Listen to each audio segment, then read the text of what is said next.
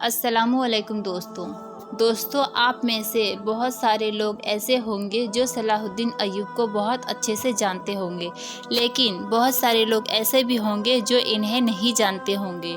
और इसकी सबसे बड़ी वजह यह है कि आजकल के हमारे नौजवान ने अपना हीरो फिल्म सुपरस्टार जैसे बड़े बड़े नामचीन लोगों को बना रखा है, जिनका हकीकत से कोई ताल्लुक ही नहीं है, और इसी वजह से वो अपने इस्लाम इतिहास के बड़े लोगों को भूल चुके हैं, जिसकी वजह से आज पूरी दुनिया में मुसलमान पाए जाते हैं। दोस्तों, फ़िलिस्तीन में मौजूद मस्जिद अक्सा, जिसे बैतुल मुक़द्दस के नाम से भी जानते हैं, वो दुनिया की इकलौती ऐसी जगह है कि जिस जगह पर 3 धर्मों के मानने वाले लोग अपना अपना हक जताते हैं। यानी मस्जिद अक्सा एक ऐसा जगह है जिसको मुसलमान, ईसाई और यहूदी तीनों ही मज़हब के लोग बहुत ज़्यादा अहमियत देते हैं, लेकिन मुसलमान लोग बैतुल मुक़द्दस को अपनी जान से भी ज़्यादा मानते हैं और प्यार करते हैं। और बैतुल मुक़द्दस को इस्लाम का दिल माना जाता है, और इसकी वजह यह है, बैतुल मुक़द्दस मुसलमान का पहला किबला यानी काबा शरीफ है। पहले मुसलमान उसी की तरफ मुँह करके नमाज़ पढ़ते थे। यही वजह है कि इस्लाम में बैतुल मुक़द्दस को इतना ज़्यादा अहमियत दी गई है। यानी काबा शरीफ के बाद सबसे बड़ा मर्तबा किसी का है तो वो मस्जिद अक्सा का है, यानी बैतुल मुक़द्दस। और हमेशा से तीनों मज़हब के लोग इस पर अपना हक जताते आए हैं, और इसके लिए बहुत जंगें भी हुई हैं। और ये कभी यहूदियों के हाथ में आया है या कभी ईसाइयों के, तो कभी मुसलमानों के हाथ में भी आया है। लेकिन अफसोस, आज ये मुसलमान के हाथों से तकरीबन निकल चुका है। दोस्तों, आज की वीडियो में हम बात करने वाले हैं ऐसे बहादुर योद्धा के बारे में कि जिनसे बैतुल मुक़द्दस को फतेह किया था, यानी जीत लिया था। जिस शख्स को दुनिया सुल्तान सलाहुद्दीन अय्यूब के नाम से जानते हैं, लेकिन सबसे ज़्यादा हैरान करने वाली बात यह है कि सलाहुद्दीन अय्यूब को जितनी इज़्ज़त की निगाह से मुसलमान देखते हैं, उतनी ही इज़्ज़त की निगाह से दूसरे मज़हब के लोग, ख़ास तौर से ईसाई लोग भी देखते हैं। हालांकि पूरी दुनिया ये अच्छी तरह से जानती है कि सुल्तान सलाहुद्दीन अय्यूब ने ही बैतुल मुक़द्दस को ईसाइयों से फतेह किया था, यानी ईसाइयों से छीना था। लेकिन इसके बावजूद ऐसी क्या वजह है, ईसाई लोग सुल्तान सलाहुद्दीन अय्यूब को बहुत ही इज्जत की निगाह से देखते हैं? तो चलिए आज की वीडियो में हम इन्हीं सारी बातों को आसानी से समझते हैं। सुल्तान सलाहुद्दीन अय्यूब की पैदाइश 1138 ईस्वी में हुई। आपका पूरा नाम सुल्तान सलाहुद्दीन यूसुफ बिन अय्यूब था। आपकी हुकूमत को अय्यूब हुकूमत के नाम से जाना जाता है। आपकी अगुवाई में आपकी फ़ौज में बहुत सारे इलाकों में फ़तेह किया, और सुल्तान सलाहुद्दीन अय्यूब को इस्लाम में इतनी ज़्यादा अहमियत देने की वजह यह है कि ये एक ऐसा योद्धा है जिन्होंने बैतुल मुक़द्दस को ईसाइयों से फतेह ही किया था और उस पर मुसलमान की हुकूमत कायम कर दी थी। ईसाइयों ने मुसलमान से जब बैतुल मुक़द्दस को छीन लिया था तो मुसलमान पर जुल्म का पहाड़ तोड़ दिए गए थे। बैतुल मुक़द्दस की कहानी शुरू होती है काफ़ी लंबे वक्त से। हज़रत उमर रज़ी अल्लाह ताला अन्हु के ज़माने में मुसलमान ने बैतुल मुक़द्दस को फतेह कर लिया था, यानी जीत लिया था। सदियों से ज़्यादा ये मुसलमान के कब्ज़े में ही रहा, लेकिन फिर उसके बाद धीरे धीरे मुसलमान कमज़ोर पड़ने लगे। मुसलमान छोटे छोटे फ़िरक़ों में बँट गए। इसका नतीजा ये हुआ कि उस वक्त की मुसलमान की जो हुकूमत थी वो कमज़ोर पड़ गई, और धीरे धीरे फ़िलिस्तीन और सीरिया जैसे लोगों पर ईसाइयों ने कब्ज़ा करना शुरू कर दिया। और आखिरकार सन 1099 में ईसाइयों ने मुसलमानों से बैतुल मुक़द्दस को छीन लिया। मुसलमानों के हाथों से बैतुल मुक़द्दस जब निकल गया और वहाँ पर ईसाइयों की हुकूमत हो गई, तो पूरी इस्लामी दुनिया में मातम छा गया, क्योंकि यकीनन बैतुल मुक़द्दस को इस्लाम में बहुत ज़्यादा अहमियत हासिल है। या यूँ कहे कि बैतुल मुक़द्दस इस्लाम का एक दिल है। बस इसी वजह से हर एक मुसलमान परेशान कि अब क्या होगा। ईसाइयों ने फ़िलिस्तीन में लाखों मुसलमानों का कत्ले आम किया। छोटे छोटे बच्चे, बूढ़े, औरतें, किसी को भी नहीं छोड़ा, और हालत ऐसी हो गई कि पूरी फ़िलिस्तीन की ज़मीन मुसलमानों के खून से लाल हो गई। उसके बाद कई बार मुस्लिम बादशाहों ने बैतुल मुक़द्दस को फतेह करने की कोशिश की, लेकिन लाखों कुर्बानियों के बावजूद भी कामयाबी नहीं मिली।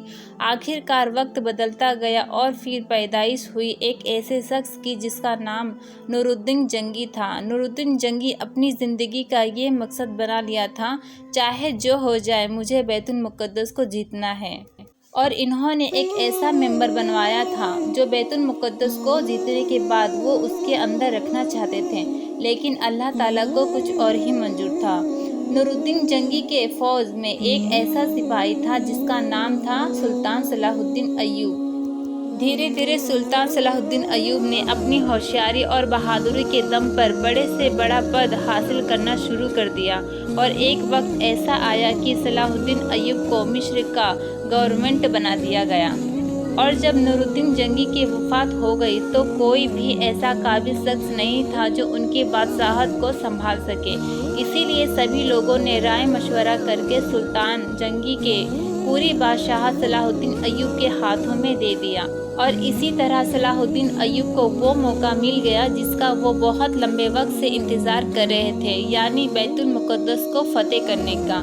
صلاح الدین ایوب نے مصر کی بادشاہت سنبھالتے ہی اپنا ایک مقصد بنا لیا تھا، اور وہ مقصد تھا بیت المقدس کو فتح کرنے کا۔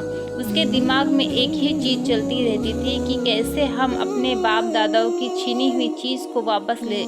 سب سے بڑی حیران کرنے والی بات یہ تھی کہ جس وقت صلاح الدین ایوب کو بادشاہت سونپی گئی تھی اس وقت ان کی عمر 21 سے 22 سال تھی۔ آپ اب سوچ سکتے ہیں کہ وہ کتنے قابل تھے۔ کہا جاتا ہے کہ صلاح الدین ایوب کو ایسے وقت میں بادشاہت سونپی گئی جس وقت مصر کے حالات بہت خراب تھے۔ مسلمان چھوٹے چھوٹے گروپ میں بٹ چکے تھے، زناگاری اور شراب پینا بہت عام ہو چکا تھا۔ اب سلطان ایوب کے سامنے بڑی بڑی چنوتیاں تھیں۔ جہاں ان کو بیت المقدس کو فتح کرنا تھا، وہیں دوسری طرف اپنے مشورے سے بری عادتوں کو یعنی شراب، اپنے اور زنا کی برائیوں کو بھی ختم کرنا تھا۔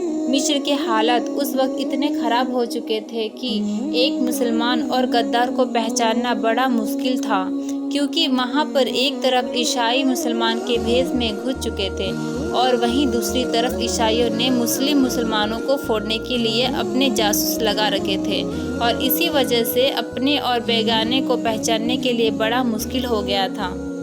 اس زمانے میں عیسائی حکومت میں خوبصورت لڑکیاں اور شراب دونوں ایک ہتھیار کی طرح استعمال کیا جاتا تھا، یعنی اپنے سے طاقتور دشمنوں کو کمزور کرنے کے لیے شراب اور لڑکیوں کا سہارا لیا جاتا تھا۔ لیکن افسوس، ان کی اس ناپاک ارادے میں بہت سے مسلم حکمران پھنس چکے تھے۔ دوستو، جب صلاح الدین ایوب نے بیت المقدس کو فتح کرنے کا ارادہ کیا تھا تو ان کی اس ارادے کی خبر بھی مسلمان غداروں کے ذریعے مصر سے فلسطین پہنچ گئی۔ لہٰذا جب بیت المقدس کے بارے میں عیسائی حکومت کو یہ پتہ چلا کہ صلاح الدین ایوب نام کا ایک آدمی طاقتور سپاہی پھر سے ان کی زمین پر قبضہ کرنے کی تیاری کر رہا ہے، تو ان لوگوں نے صلاح الدین ایوب کے خلاف بھی وہی چال چلی جو ہمیشہ سے چلتی آ رہے ہیں، یعنی کہ شراب اور لڑکیوں کا استعمال کرنا۔ خیر دوستو، مصر اسلامی فوج کے اندر ایک کمانڈر تھا جس کا نام تھا نازی۔ یہ دیکھنے میں تو مسلمان تھا لیکن اندر سے عیسائیوں کا جاسوس تھا۔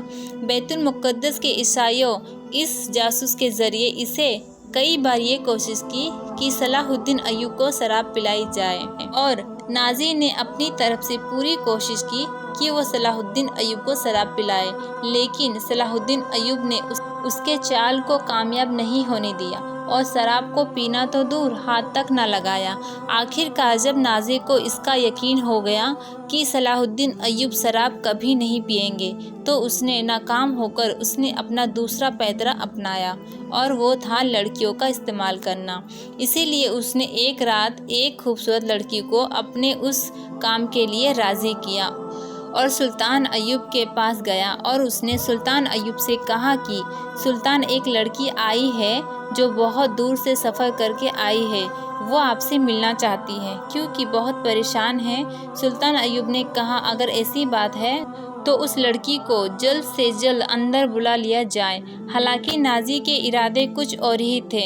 نازی نے سلطان ایوب سے کہا کہ وہ لڑکی اس بات کے لیے بھی ضد کر رہی ہے کہ وہ آپ سے اکیلے میں ملنا چاہتی ہے۔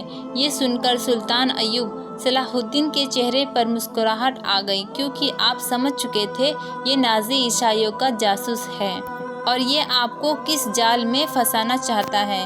لہٰذا صلاح الدین ایوب نے فرمایا کہ اگر ایسی بات ہے تو ٹھیک ہے، میں اپنے خیمے میں جا رہا ہوں اور اسے میرے خیمے میں بھیج دیا جائے۔ سلطان صلاح الدین ایوب ہاں کرنے کے بعد اس غدار کمانڈر نے اس لڑکی سے یہ کہا کہ تمہیں خیمے کے اندر جا کر سلطان صلاح الدین ایوب کے ساتھ غلط حرکت کرنے کے ساتھ ساتھ اس کو اپنے جال میں پھنسانے کی پوری کوشش بھی کرنا ہے۔ اور پھر اس نے اس لڑکی سے وعدہ کیا کہ اگر تو صلاح الدین ایوب کو ایک گلاس بھی شراب پلا دے گی تو تجھے وہ سب کچھ ملے گا جو تو چاہے گی۔ بس یہ ارادے کے ساتھ وہ لڑکی صلاح الدین ایوب کے خیمے کی طرف گئی، لیکن جیسے ہی وہ لڑکی صلاح الدین ایوب کے خیمے کے اندر پہنچی تو فوراً سلطان صلاح الدین ایوب نے اپنے کندھوں سے چادر اتار کر اس لڑکی کو دے دیا اور اس سے یہ کہا کہ اس چادر سے اپنے بدن کو ڈھک لو۔ یہ سنتے ہی وہ لڑکی بہت شرمندہ ہوئی۔ اس کے بعد سلطان ایوب نے بڑے ہی نرمی انداز میں اس لڑکی سے یہ سوال پوچھا کہ تمہارے ماں باپ کون ہیں؟ یہ سن کر وہ لڑکی خاموش ہو گئی، کیونکہ اس کو پتہ ہی نہیں تھا کہ اس کے ماں باپ کون ہیں۔ اسی لیے کیونکہ اس وقت عیسائی حکومت میں یتیم بچوں کو قیدی بنا دیا جاتا تھا۔ خوبصورت لڑکیاں ہوا کرتی تھیں، ان کو بچپن سے ہی اسی کام کے لیے پرورش کی جاتی تھی۔ اس کے بعد وہ لڑکی سسک سسک کر رونے لگی اور حضرت سلطان صلاح الدین ایوب سے کہنے لگی، انہوں نے مجھے آپ کے ساتھ غلط کام کرنے کے لیے بھیجا تھا۔ یہ سن کر سلطان صلاح الدین ایوب کے چہرے پر مسکراہٹ آئی اور آپ نے اس لڑکی سے کہا کہ جاؤ اور اپنے سرداروں سے کہنا کہ تم نے جو کام سونپا تھا میں نے پورا کر دیا ہے۔ اس لڑکی نے جا کر اپنے سرداروں سے یہی کہا۔ اس لڑکی کی یہ بات سن کر سارے عیسائی لوگ خوش ہو گئے۔ انہیں یہ لگتا ہے کہ وہ اپنے مشن میں کامیاب ہو گئے۔ اگلی صبح ہوتے ہی نازی کمانڈر، یعنی جو عیسائیوں کا جاسوس تھا اور مسلمان کے فوج میں رہا کرتا تھا، اس نے یہ افواہ پھیلانا شروع کر دیا کہ دیکھو ہمارا سلطان ایک شرابی اور زناگار ہے۔ سارے لوگ یہ سن کر حیران ہو گئے اور لوگوں کے آپس میں تکرار شروع ہو گئی۔ جب سلطان صلاح الدین ایوب اپنے خیمے سے باہر آئے اور انہوں نے دیکھا کہ انہیں پورے محل میں یہی بات ہو رہی ہے تو صلاح الدین ایوب نے فوراً کہا کہ تم لوگ مجھ پر اتنے بڑے بڑے الزام لگا رہے ہو، کم سے کم ایک بار اس لڑکی سے تو پوچھو جس کے بارے میں یہ نازی کمانڈر۔ لہٰذا اس لڑکی کو بلایا گیا۔ قسم ہے مجھے اس خدا کی جسے میں مانتی ہوں، میں نے اپنی زندگی میں سلطان صلاح الدین ایوب سے زیادہ شریف اور نیک انسان نہیں دیکھا۔ انہوں نے میرے ساتھ کوئی غلط کام کرنا تو دور، میری طرف غلط نگاہ سے بھی نہ دیکھا۔ لہٰذا جب لڑکی نے یہ جواب دیا تو سارے لوگ کے سامنے اس نازی کمانڈر کا مذاق بن گیا اور اس کا منہ کالا ہو گیا۔ جب یہ عیسائی شراب اور لڑکیاں دونوں سازشوں میں ناکام ہو گئے تو اس کے بعد بھی ان لوگوں نے لگاتار صلاح الدین ایوب کے خلاف سازش کرنا بند نہیں کیا، لیکن وہ ہر سازش میں ناکام ہوتے جاتے تھے۔ لہٰذا ان لوگوں کو یہ ڈر لگنے لگا کہ آخر یہ سلطان ایوب سے کیسے نپٹا جائے، ورنہ ایک دن وہ آئے گا اور ہم سے یہ بیت المقدس کو چھین لے گا۔ آخرکار جب سلطان صلاح الدین ایوب نے مصر کے تمام مصیبت سے چھٹکارا پا لیا اور مصر میں جب اپنی حکومت کو بہت زیادہ مضبوط کر لیا تو انہوں نے بیت المقدس کو فتح کرنے کے لیے نکلنے کا ارادہ کیا اور آخرکار سلطان صلاح الدین ایوب اپنی فوجوں کے ساتھ لے کر بیت المقدس کے لیے نکل پڑے۔ سلطان صلاح الدین ایوب اور ان کے لوگوں نے جہاد کرنے کا جذبہ ان لوگوں میں کوٹ کوٹ کر ایسا بھرا ہوا تھا کہ ان لوگوں کے زندگی کا صرف ایک ہی مقصد تھا، بیت المقدس کو فتح کرنے کا۔ اور پھر جب تین کے میدان میں عیسائی اور مسلمانوں میں فوجی آمنے سامنے ہوئی تو بہت خطرناک جنگ شروع ہو گئی کہ جس میں صلاح الدین ایوب کی فوج دھیرے دھیرے بیت المقدس کی طرف بڑھنے لگے۔ پھر سلطان صلاح الدین ایوب اپنی فوجوں کی ہمت بڑھانے کے لیے خود بھی اس جنگ میں شامل تھے اور ہزاروں عیسائی فوجی کو قتل کرتے بہت سارے فوجیوں کو قید کر لیا گیا۔ سلطان صلاح الدین ایوب نے اپنے گھوڑے کی رفتار بڑھائی اور بیت المقدس پر اسلام کا جھنڈا گاڑ دیا اور پھر اسی دن سے عیسائی حکومت وہاں سے ختم ہو گئی اور مسلمان کی حکومت قائم ہو گئی۔ سلطان صلاح الدین ایوب اپنی پوری فوج کے ساتھ بیت المقدس کے اندر گئے۔ جب بیت المقدس کو مسلمان نے جیت لیا تو وہاں کے عیسائی لوگ یہی سوچ رہے تھے کہ شاید ان کو بھی قتل کر دیا جائے گا، لیکن سلطان صلاح الدین ایوب نے ایسا کچھ بھی نہیں کیا، جیسے اس وقت کی عیسائی فوجیوں نے مسلمانوں کے ساتھ کیا تھا۔ سلطان صلاح الدین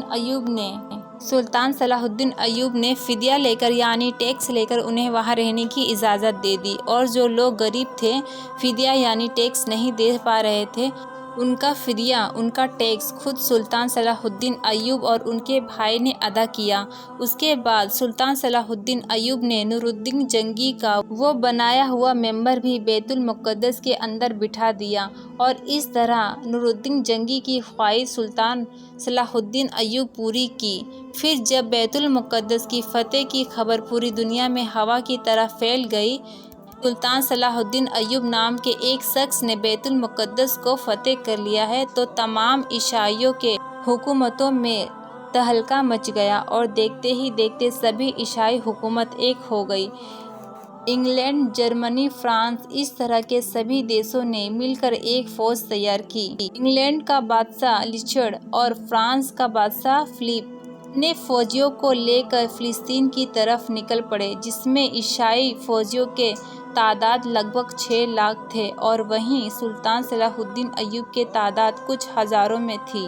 لیکن اس کے باوجود بھی سلطان صلاح الدین ایوب 3 سے 4 سال تک عیسائیوں کا مقابلہ کرتے رہے۔ آخر کار عیسائیوں کو جب یہ لگنے لگا کہ اب ان کے ہاتھ کچھ نہیں آنے والا، تو انہوں نے سلطان صلاح الدین ایوب سے صلح کرنے کا واپس جانے کا ارادہ کیا۔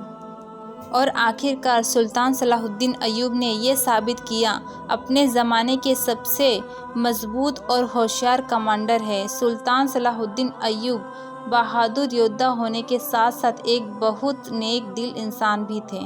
وہ ہمیشہ بہت زیادہ صدقہ دیا کرتے تھے۔ وہ ہر غریب انسان کو اپنے سینے سے لگا کر رکھتے تھے اور اس سے محبت سے بات کیا کرتے تھے۔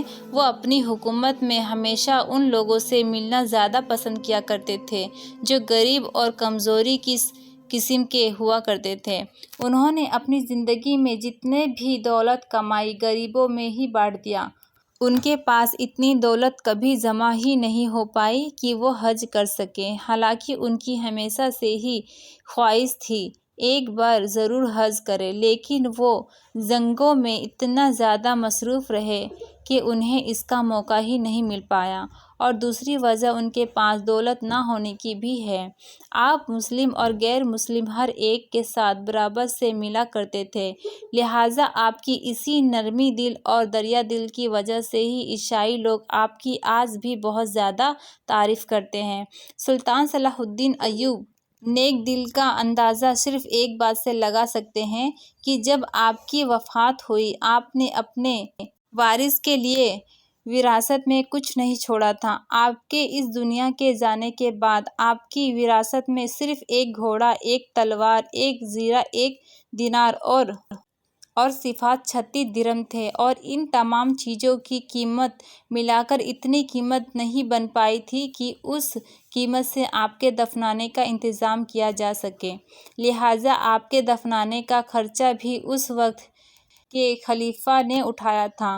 اب آپ خود سوچ سکتے ہیں کہ جس شخص نے اپنی پوری زندگی بھر حکومت کی، اس کے باوجود بھی اس نے اپنے لیے اتنا پیسہ بھی نہیں بچایا کہ جن پیسوں کے ذریعے اسے ان کے دفنانے کا کام بھی پورا کیا جا سکے۔